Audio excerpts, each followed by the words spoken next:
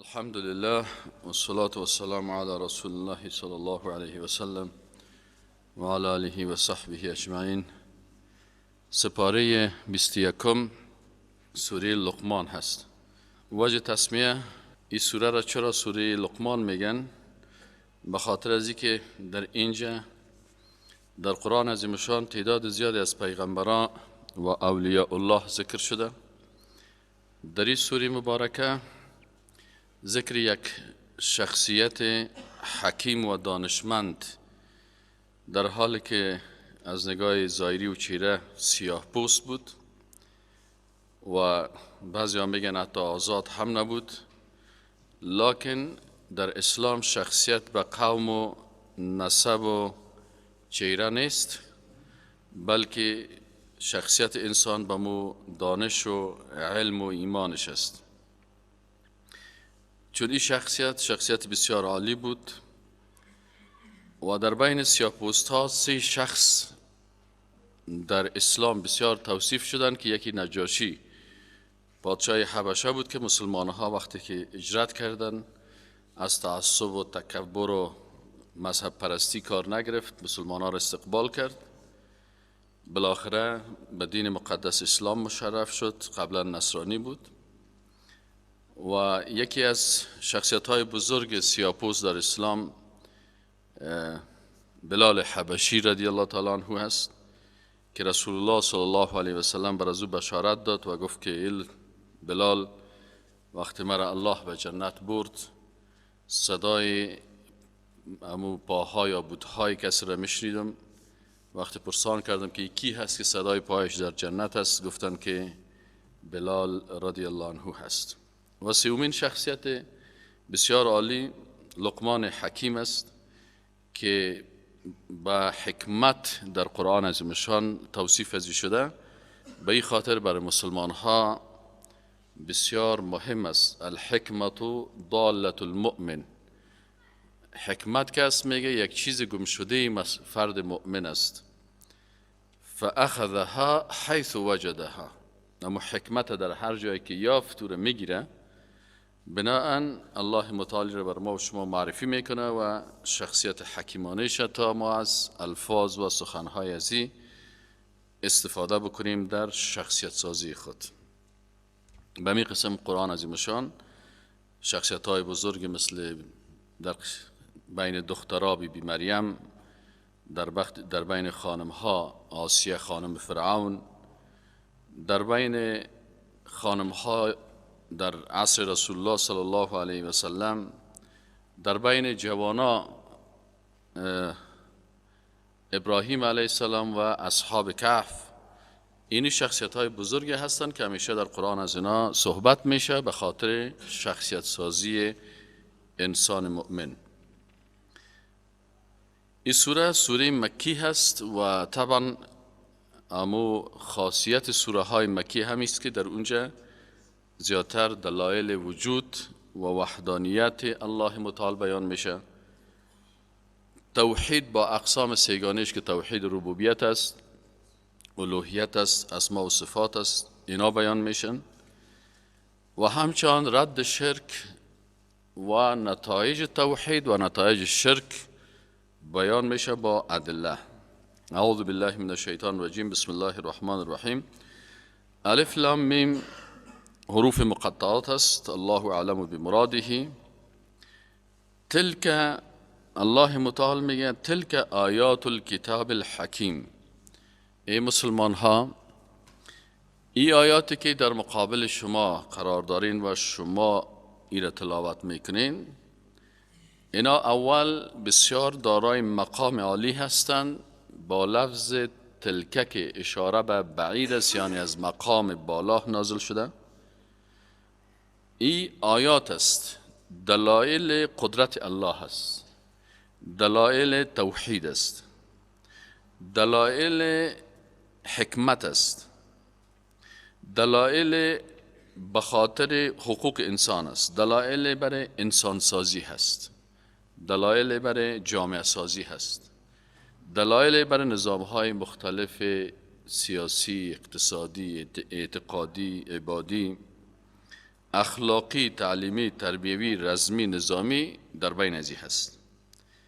از کدام کتاب است؟ از کتابی که خود این کتاب توصیف شده به حکیم، یعنی کتابی هست که آیات داره که در آیات ازی هر کدامش حکمت است و اگر شما با قرآن عمل میکنین و به سنت رسول الله صلی الله علیه و سلم عمل میکنین، در حقیقت از شما یک انسان با حکمت ساخته میشه. در این کتاب کدام مسائل است؟ فلسفه هست، منطق است؟ الله میگه نخیر، هدن. این کتاب با حکمت برای چی هست؟ برای هدایت است.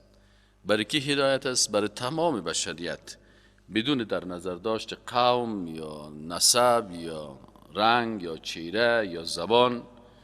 این چیزها پیش الله ارزش نداره، ساختمان فیزیکی کسی.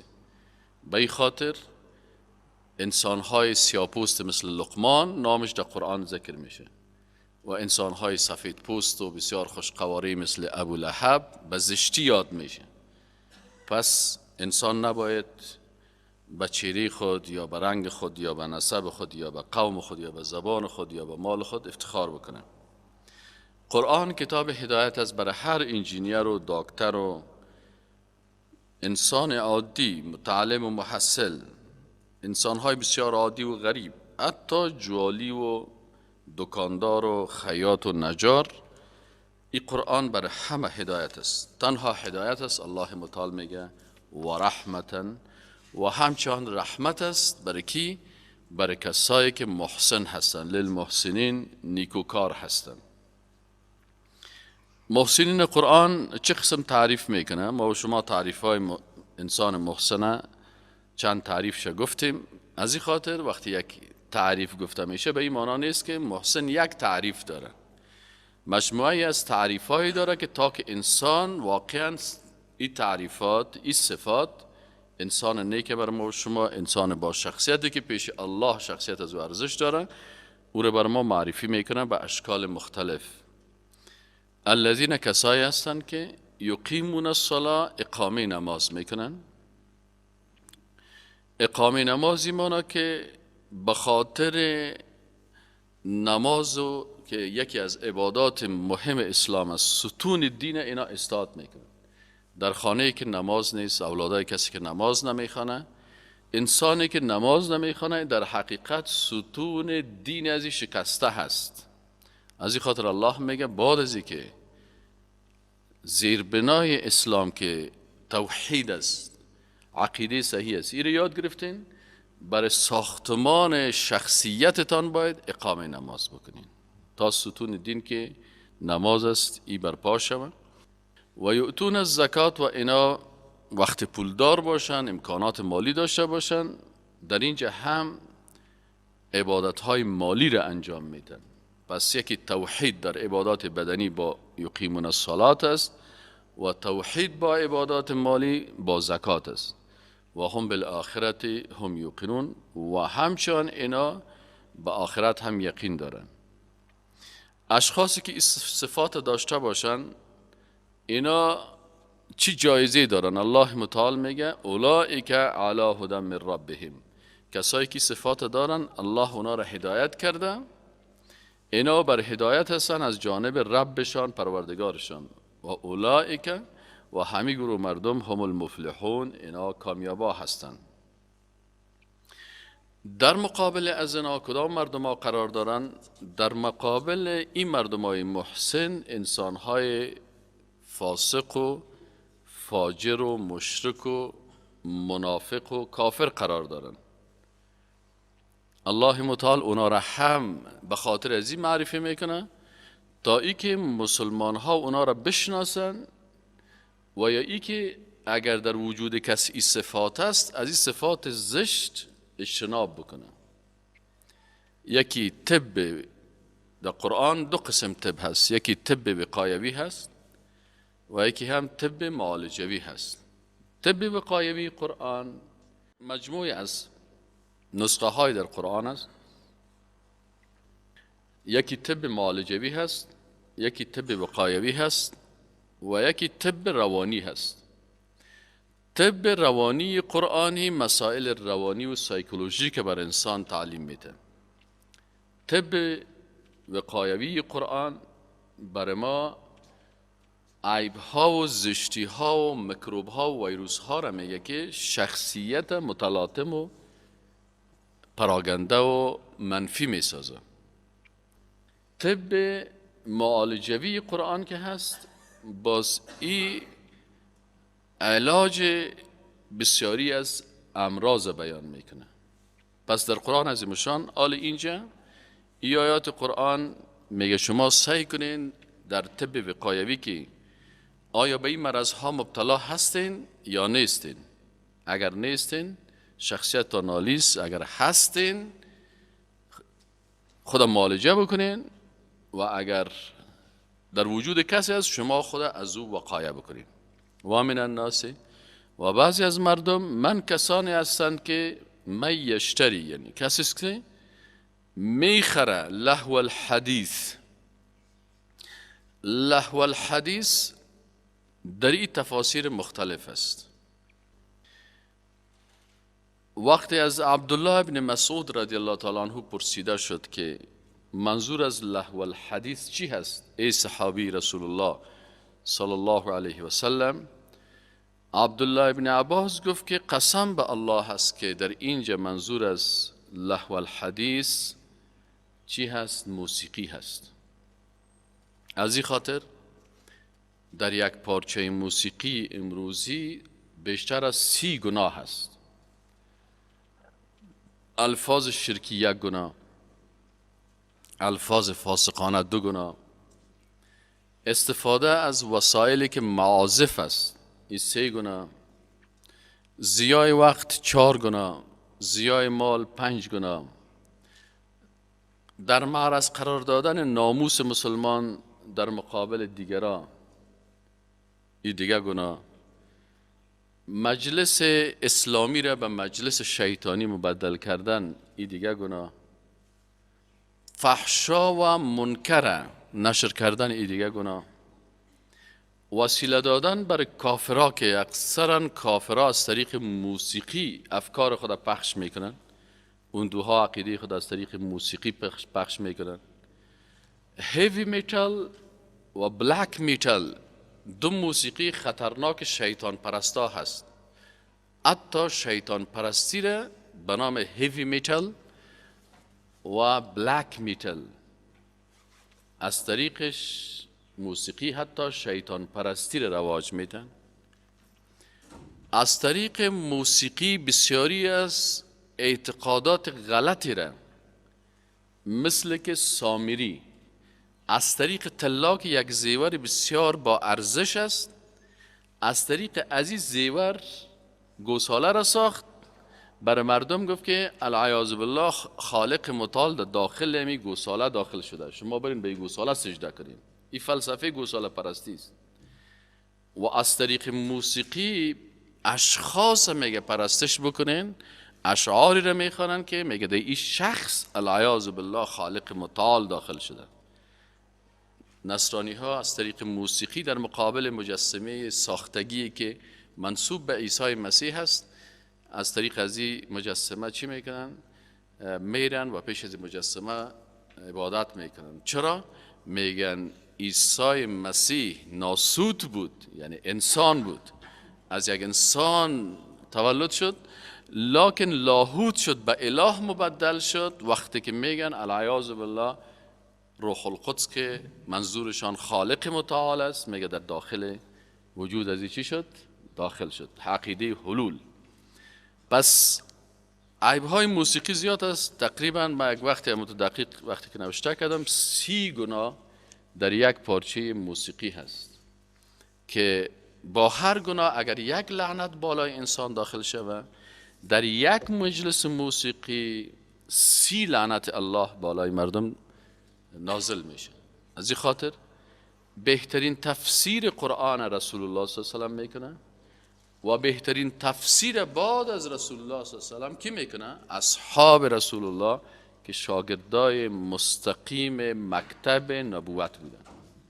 عالی شاگرد مکتب نبوت که عبدالله ابن مسعود رضی الله عنه از این پرسان کردن که لهو الحدیث چی است؟ گفتن لهو الحدیث عبارت از موسیقی هست. همچنان در جمله لهو الحدیث دیگه علما و صحابه میگن که بر علاوه موسیقی هر چیزی که انسان از هدف حقیقی از او منحرف میسازه، هر عملی که انسان از هدف زندگیش منحرف میسازه، این در لهو الحدیث داخل میشه. در لهو الحدیث مشغولیت به موسیقی هست، در لهو الحدیث فکایی های دروغی هست، در لهو الحدیث کتاب هایی که بر ضد قرآن استعمال میشه هست، در لهو الحدیث فکاهیاتی که مبتذل و بر ضیاع وقت و توهین و تحقیر این شامل میشه. در لهو الحدیث حتی سایت ها و فیسبوک ها و تویتر ها و چیزهایی که برای لهو و لعب است. من هدفمندش نمیگم، من میشه فکرتان باشه. بعضی سایت ها هستن هدفمند هستن، بعضی از فیسبوک ها هست که مردم او را هدفمند جور کردن که او را تایید باید بکنیم، اما انتقاد همیشه سر آنچه که در لهو الحدیث داخل میشه. و ما و شما میفهمیم که وقتی فیسبوک باز میکنین میفهمین که چقدر لهویات است، تصاویر نامحرما که قل المؤمنین یغضوا من ابصارهم. کجاست این کسی که فیسبوک 24 ساعت کار میکنه آیا این غض البصر کرده میتونه؟ ابدا ابدا. غض البصر خود کرده نمیتونه، الطبیخی به مشکلات زیادی مبتلا هست. همچنان میگن شأن نزول از این بود که این تفسیر که برازی کردن، میگه یک شخص یک قینه را خریداری کرد و قینه در زبان عربی به خانم‌های گفته میشه که کنیزهایی بودن که از طرف روم و فرس به مناطق عربی آورده میشدن و اونا رقاصه و به اصطلاح امروزی ما و شما سازنده و موسیقی دان و آوازخوان بودن. این دختر قینه که آورده شدن گفت ایره کی آورده بود؟ یک کافر آورده بود، به خاطر ایره خریده بود. و من الناس من یشتری لهو الحدیث، ایره آورده بود، این مجلس موسیقی را جور میکرد در بین امو مکانی که داشت و جوانایی را که به طرف رسول الله صلی الله علیه و سلم میرفتن به درس قرآن به درس سنت میرفتن، این جوانا را باز با صدای ازی چی میکرد؟ منحرف میساخت از رفتن پیش رسول الله صلی الله علیه و سلم. این آیت قرآن درباره امین نازل شده. همچنان دیگه از علما میگه که بر علاوه از این میگن این آیت قرآن درباره یک شخص نازل شده که ای رفت از مناطق فارس کتابهای را آورد، گفت که در قرآن از فرعون و هامان و ثمود و عادیان و یا صحبت میشه. من براتان داستانهای دیگی را براتان میگم که از شاهنامه و از اسفندیار و از سوراب و از فلانی، بینی قصه ها جالبتر است و زیباتر است نسبت به او.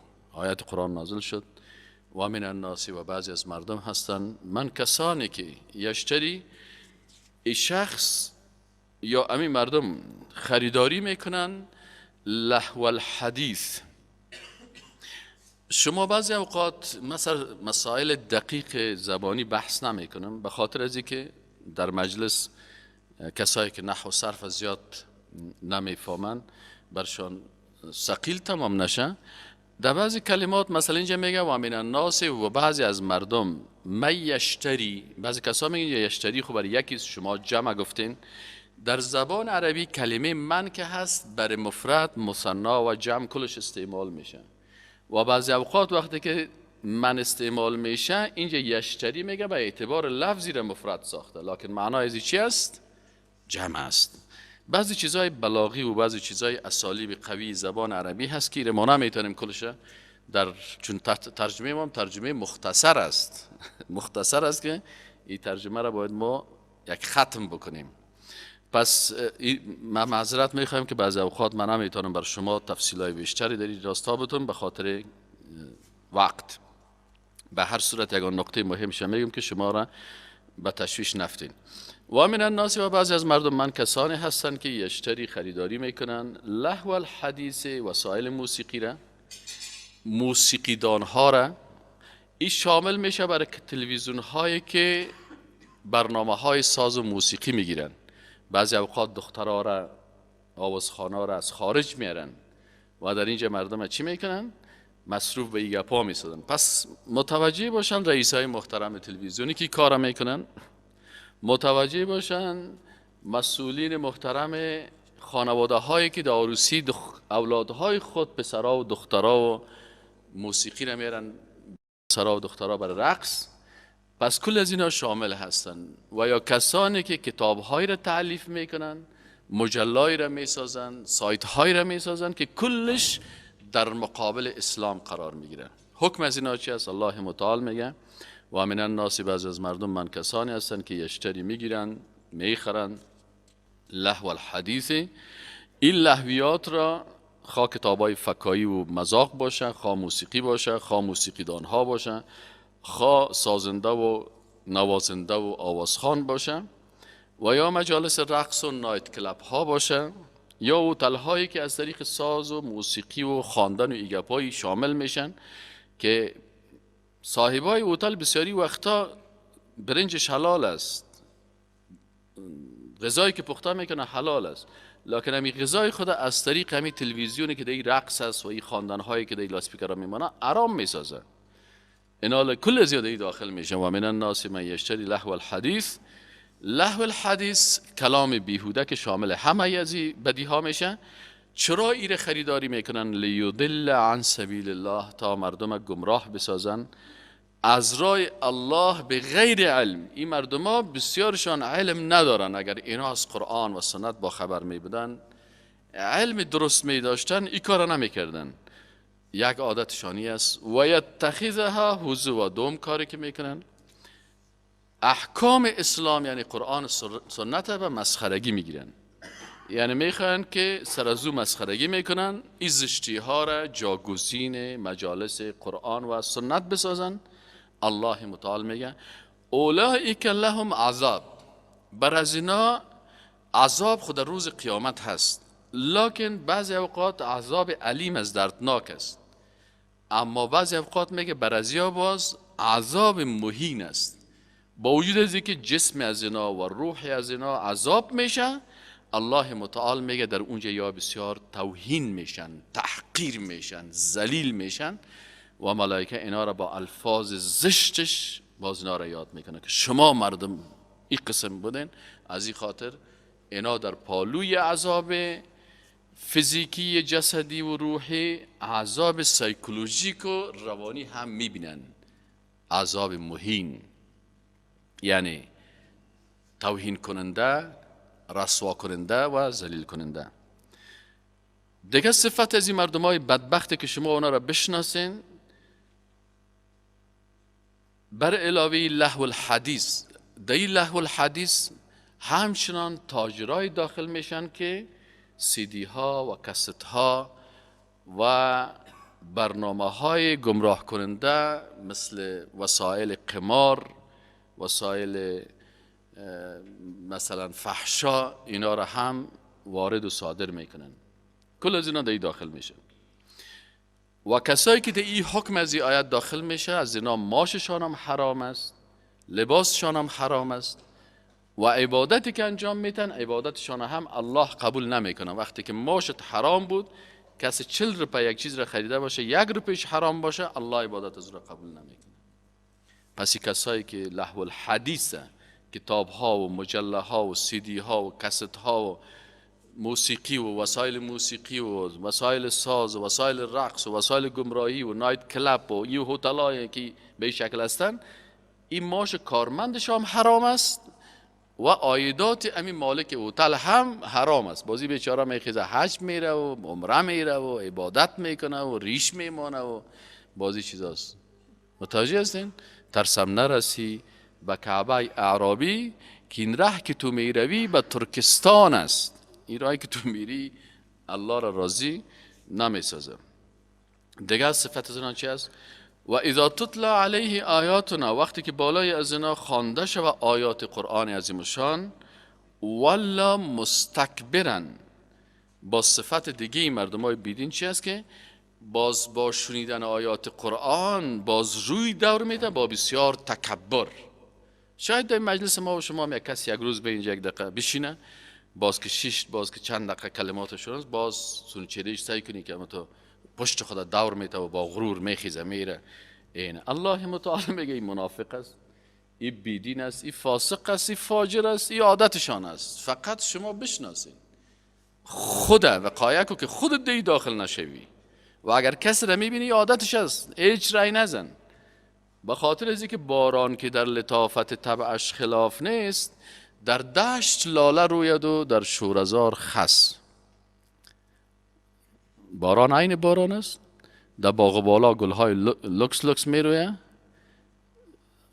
شار کونه که بری کوچایش از گندگی پر است. این حال تو که در مغز تو قرآن کار نمیکنه، داخل وجود خودت گندگی هست. بدرونت چشار میمنه است، قصر شیرین و ملک فرهاد است. داخل خودت گندگی است، مرداری است، مغزت از اندیشه های غلط، از فلسفه های الحادی پر شده. حال جای برای جذب حق نیست. اما اگر مغز پاک صاف و صفا داشته باشی، شفا و رحمت و هدایت کلش در کجا هست؟ در قرآن عظیم الشان است. الله متعال میگه و اذا تتلا علیه، وقتی که تلاوت شود بالای انسان بدبخت آیاتنا، آیات قرآن و سنت. چون الله متعال دو قسم آیاتی که نازل کرده، آیات قرآن عظیم الشان است و احادیث رسول الله صلی الله علیه و است. بعضی کسایی که در مورد احادیث عکس العمل منفی میکنه، این هم در این جمله چی میشه؟ داخل میشه. این سنت قبول ندارم، این حدیث قبول ندارم. الله متعال میگه و اذا تتلا، وقتی که تلاوت شود علیه بالای ازی آیاتنا، آیات قرآن و احادیث رسول الله صلی الله علیه و الله ای آیات قرآن و احادیث رسول الله صلی الله علیه و به خود نسبت داده. یعنی این سخنای با عظمتی که کلام ما هست بر از اینا چه شود؟ بازی مردم های بدبخت والا روی میگردانن مستکبرن، در حالی که بسیار تکبر میکنن. که لم یسمعها، مثل که اصلا ایریش نشنیده باشه. که ان فی اذنیه وقرا، مثل که در گوشهای ازی چی باشه؟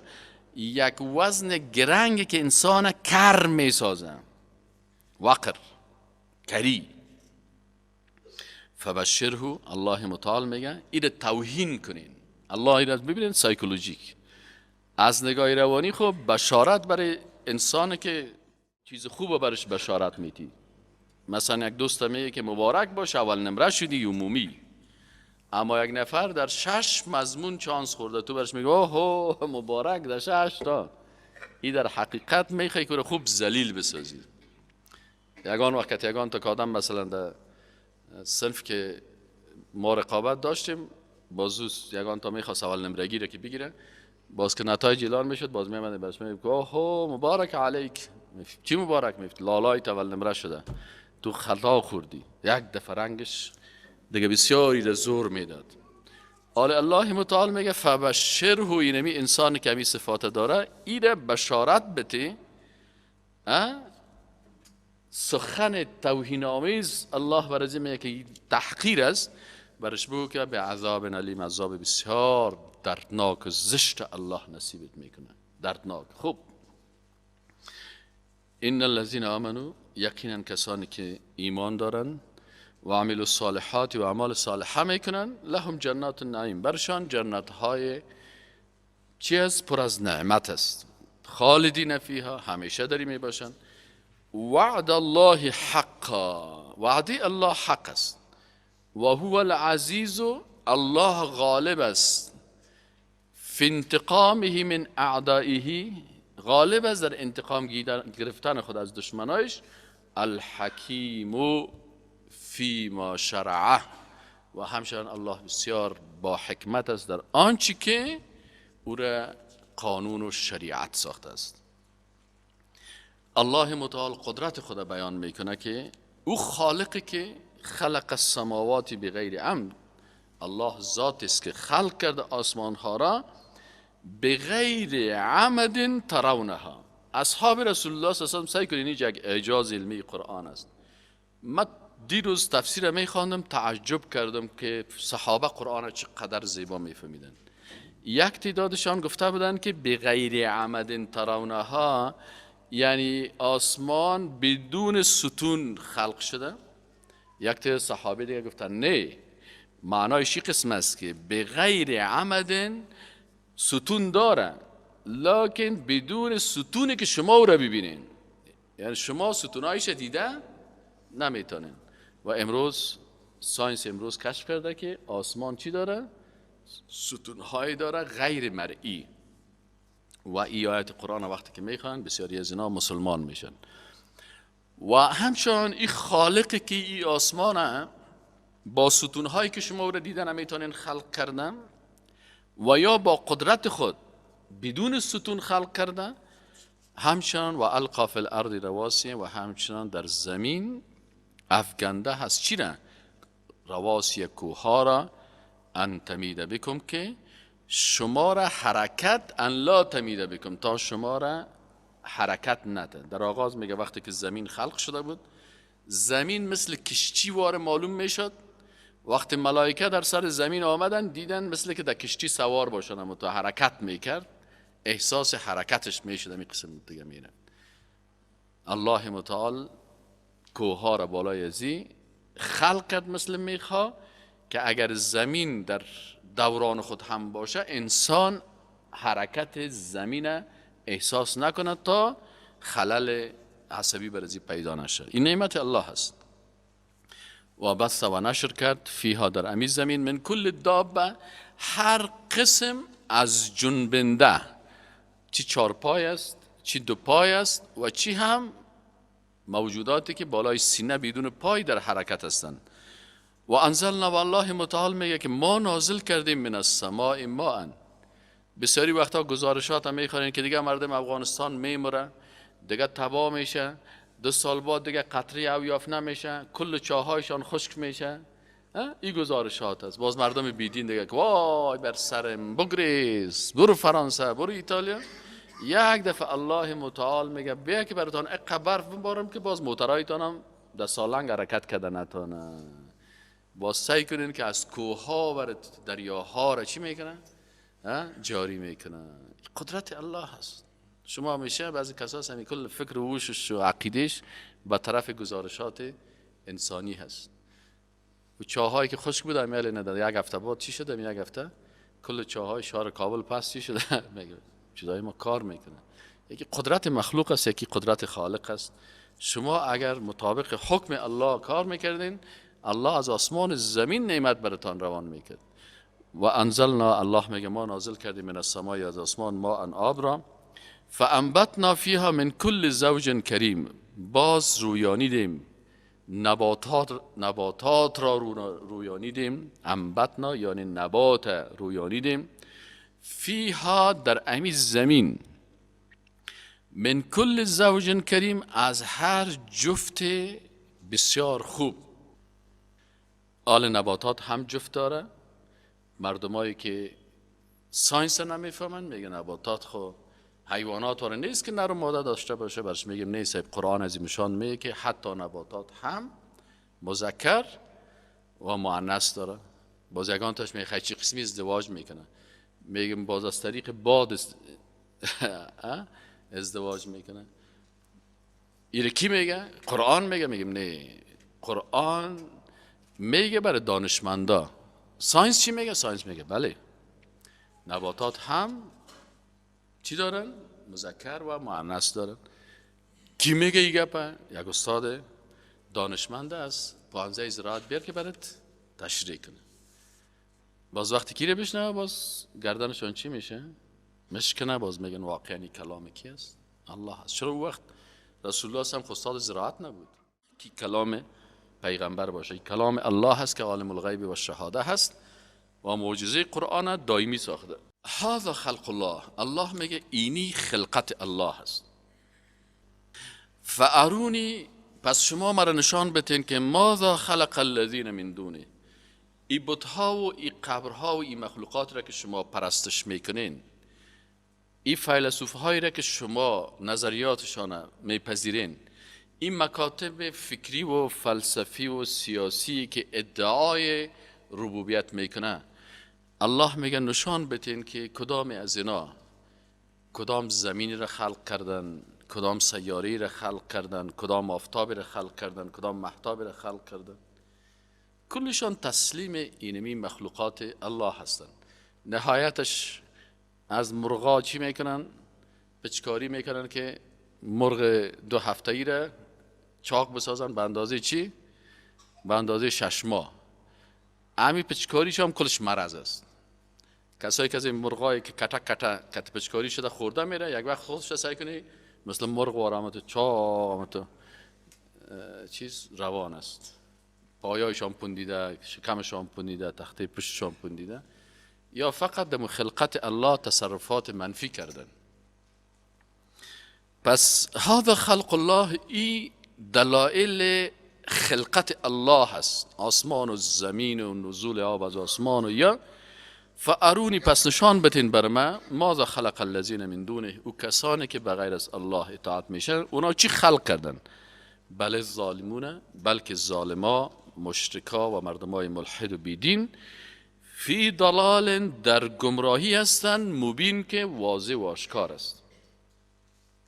آل الله متعال امی شخصیت بزرگواره نشان میده که یک مثال از انسان با حکمت برای شما بیان میکنیم. ولقد آتینا، الله متعال میگه که ما دادیم یقینا برای کی؟ لقمان، به لقمان، الحکمت، حکمت دادیم. حکمت علما اتو تعریف میکنن، میگن الحکمت وضع الشیء فی مکانه. حکمتی است که یک چیز را در مکان درست و دقیق ازی بگذاری، این را حکمت میگن. سخن مقتضای حال بگویی، عمل مطابق هدف انجام بدی، حرکت هدفمند باشه، این انسان چی میگن؟ انسان حکیم میگن. ولقد آتینا لقمان الحکمه، نخستین حکمت لقمان حکیم چی بود؟ الله میگه اولین حکمتی که ما برای یک شخص نصیب میکنیم این است که او شکر نعمتهای ما را میکنه. چرا انسان وقتی که به نعمتها تفکر کرد، وقتی به نعمت یک کس تفکر کردی، از مهربانی از او تشکر میکنی. اینی شکران همیشه عادت انسان حکیم است.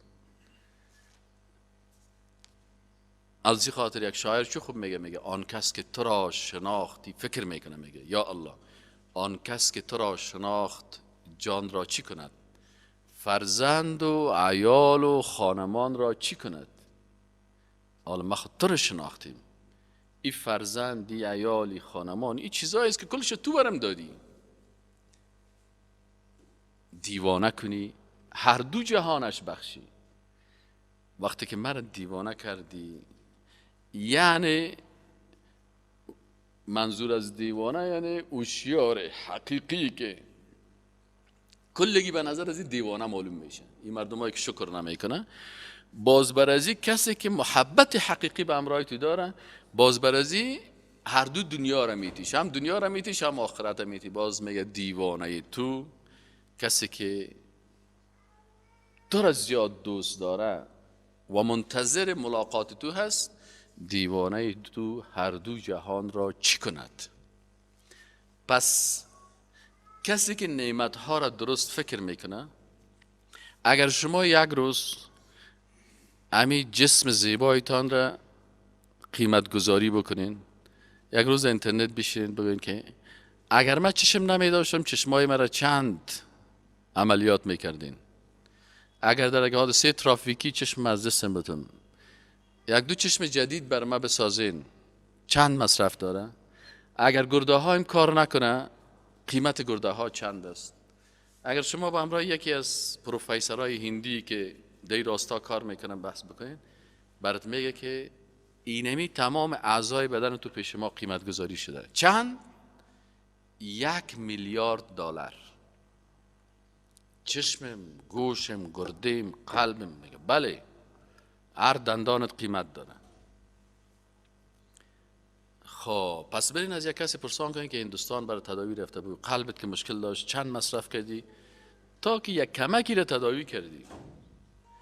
این حال وقتی که تمام اعضای بدن تو 1 میلیارد دلار قیمت داره، کی برات داده؟ الله. چند از پیشت گرفته؟ مفت. اگر امیل یک کسی دمی جبه بگوی بیشین برادر، 500 دلار براتون توفه میتمنه، تا سرک عمومی تشکری کدم این نسبش یا نه؟ کلا ما باشم والا خیر ببینی خانه تاباد 500 دلار آل دیگه میره بگیریم در جیبم دیگه. اوه این نعمت الله. این حاله ای 500 دلار تا به سرک میدوی از پشتش و از پیشش تشکری میکنه و خالق متعالی که برای تو 1 میلیارد دلاره امی اعضای بدن داده. یک روز گفتی یا الله تشکر به خاطری گردیم، به خاطری قلبم، به خاطری چشمم، به خاطری عقلم، به خاطر ازی دانشم، به خاطر ازی دستم پایم. میگه از جنتی مپرس که جنت چی سان است و از دوزخی بپرس که اعراف بهشت است. تو رفتی از جنتی پرسان میکنی جنت چطور است، برو از دوزخی پرسان کو. میگه که جنت تا تیر دمی اعراف بانیم که در گرفتم. برو از یک کسی که پا نداره پرسان کو، از یک کسی که قلبش سوراخ است پرسان کو، از یک کسی که گرده‌هایش فاسد شده پرسان کو. باز میفهمی که ای گرده تو، کسی که چیز خوردن نمیتونه میدهش خراب است، کسی که سرطان میده داره پرسان کو، کسی که سرطان ریه داره پرسان بکو، سرطان خون داره برو پرسان کو. باز از اون میفهمی که سبحان الله، دیوانه کنی هر دو جهانش بخشی، دیوانه تو هر دو جهان را چی کند. پس اولین حکمتی که الله متعال میگه که برای لقمان حکیم داده شده چی است؟ حکمت شکر نعمت هاست. و الله متعال میگه و قلیل من عبادی الشکور، بنده های شکرگزار من بسیار کم هستند. قلیل یعنی در 1 میلیون نفر اگه 10 نفر شکر الله را بکنه قلیل هستند، کثیر نیستند، اکثر نیستند. پس الله متعال میگه که لقمان وقتی حکمت دادیم که حکمت تو تقاضای زیر میکنه که شکر الله را باید بکنیم. و من یشکر، و هر کسی که شکر و سپاس الله را میکنه، که در حقیقت بعضی علما میگن که شکر یعنی توحید. کسی که الله را به وحدانیتش میشناسن فانما یشکر لنفسه، این در حقیقت شکر را میکنه که منفعتش به نفس خودش است. حالا خودش شاید نامه ماستری میگیری یا دکترا میگیری، کدام روز باز برای من میگی استاد بگی استاد جان همی دکترایم از تو باشن، یا در روز آخرت هر کدامتان ببینم میگه پدر از بیادر میگروزه، بچه خود میگروزه و بچه از پدر میگروزه. الا المتقون، بعد انسانهای متقی به درد میخوره. شما انشالله به درد ما میخورید. الاخلا و از قرآن میگه دوستای دروغی کسی یا کلشان دشمن یکی دیگه باشه. الا المتقون، اگر دوستیت به اساس تقوا باشه بازو به دردت میخوره. از این خاطر استادایی که شاگردای بی تقوا تربیت میکنن ما برشان میفتیم فرق بین شاگرد شما و فرق بین شاگرد ما چی است. استادا میگفته چی است، میفتیم از شما شاگردایتان که در این سمستر درس دادش نه، از اینکه زیاد سرش پوگری میکنی و کلانکاری و بد اخلاقی میکنی، در سمستر دیگه سرش درس نداشته باشه هیچ بعد سلام هم نمیته.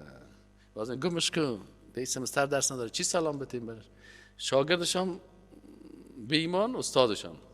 اما شاگردای دیندار از 30 سال پیش هم میبرد در آغوش میگیرد که استاد 30 سال پیش برای من کلمه لا اله الا الله را درس دادی، تا حال من محبت تو در قلب من جایی داره.